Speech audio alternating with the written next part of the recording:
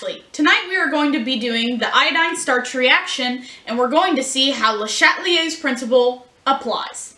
So, iodine starch, when reacting together, creates our iodine starch complex.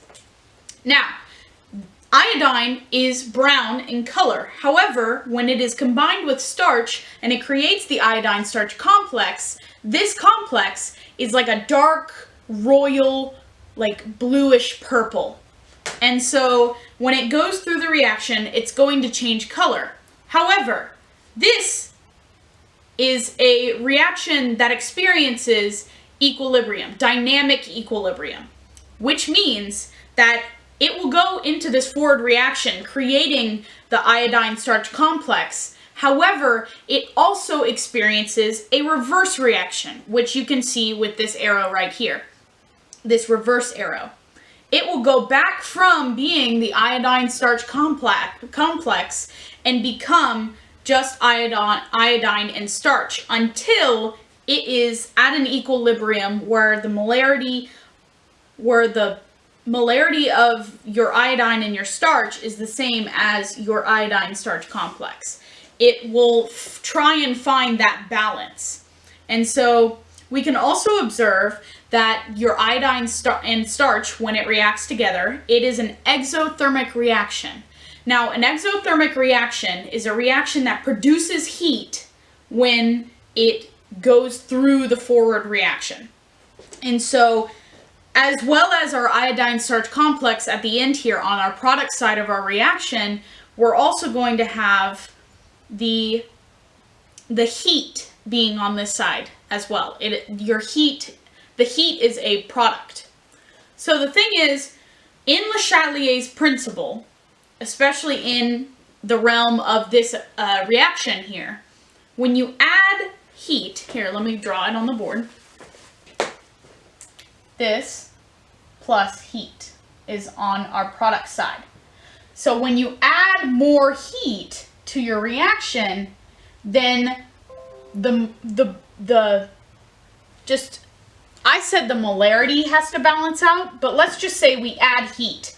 If you add more heat to this reaction, there's more stuff on the product side of the equation, to make it simpler.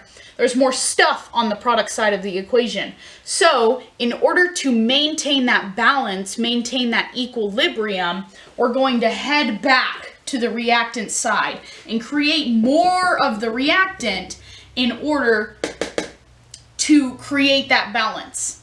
However, when you reduce heat, when you take away the heat, you're gonna want to make less reactant and you're gonna wanna make more iodine starch complex. So, like with the colors that we discussed earlier, the iodine and starch, this is like a the brown mixture here because iodine is brown. So, when you are more on the reactant side of the equation, you're going to have more brown. However, when you're more on this side of the equation, the product side of the equation, you're going to have more blue, bluish purple, that royal color that I was talking about. So, if you were to add heat and you're going to shift to the reactant side, it's going to become less blue and more brown. However, if you were to take away that heat, then these are going to want to shift to the product side. And when you shift to the product side, then it's going to become more blue, more of that bluey purple color, and less brown. So we're going to do an experiment to observe this reaction and it trying to become balanced, go to equilibrium. Ta-da! Welcome to the laboratory. These are the things that you're going to need to do the iodine starch to iodine starch complex reaction. Closed-toed shoes, long sleeve shirt, safety goggles. It's very important to be safe in the lab, especially with iodine. It could hurt your eyes if you get it in there. So, next, you'll need a cup, 2 smaller cups, and 3 smallest cups, because you can find all these things in your house. This is like a beaker, these are like smaller beakers, And then these are like test tubes, though I personally do not own beakers and test tubes. Okay, next we'll need some way to measure in milliliters. A way to stir our reaction and our two reactants, iodine and starch. Now this is just a can of spray laundry starch that you'll either already have in your house or can easily go buy at Walmart. And then the iodine you can find at a pharmacy. And just some water. Now, to do this reaction, you'll need to take your starch and your cup, your beaker, and spray a little bit of starch in the bottom. Perfect. And then you're going to want to add 150 milliliters of water to your starch. So here,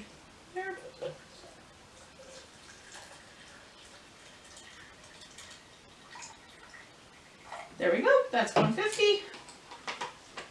And then we'll add it to our starch. And then we're going to add our iodine. Now, we only need a few drops or else it'll be too dark to notice a change in the colors. So we'll add just a few drops at a time. Boop. Boop.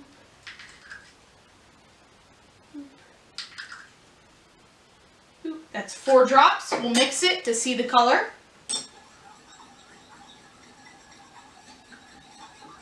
We have a little bit of a color change, but not the dark blue that we're looking for.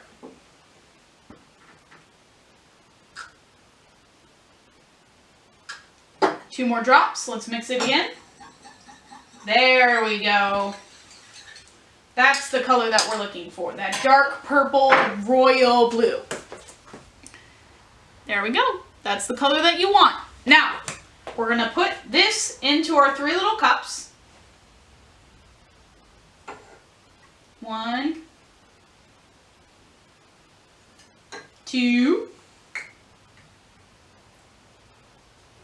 3. Now that we have our 3 cups, our middle cup is going to be our control. So we're not going to change the conditions of this cup. However, we're going to use these 2 cups right here to create a bath, an ice water bath and a hot bath for the other 2 cups, our experimental cups. So I have hot water on the side here, you can see because it's steaming. And you don't want to be holding this when you fill this cup because you'll hurt your hands. So be very careful in this part of the process. We're going to pour that water in there.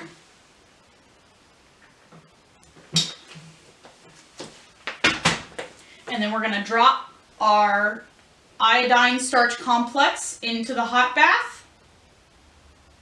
And then we're going to take this and add ice and water.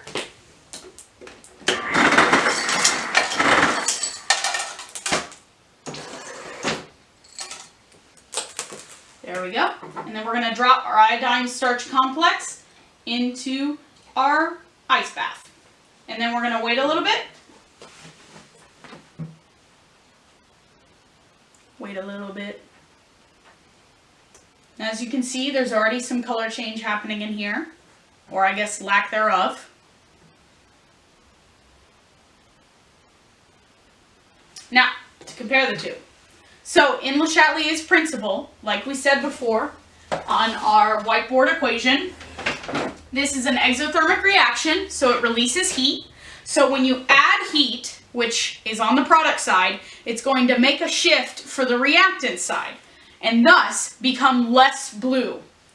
However, when you go into the ice bath, you're taking away the heat that it is releasing, and thus you're shifting more towards the product side to make up for that emptiness on the product side. And so it's going to become more blue. And then of course our control does not change because we're not altering anything. So let's compare these. So in our hot bath, you can see we've taken away almost completely the blue color in our hot bath iodine starch complex as compared to the control. And And then let's compare to the ice bath. As you can see, the ice bath iodine starch complex is more blue than our control because we have created more of that iodine starch complex due to the lack of heat. So you can see the difference in that. And so that is our color change reaction. And I hope you learned a little something. Thank you for watching. Goodbye.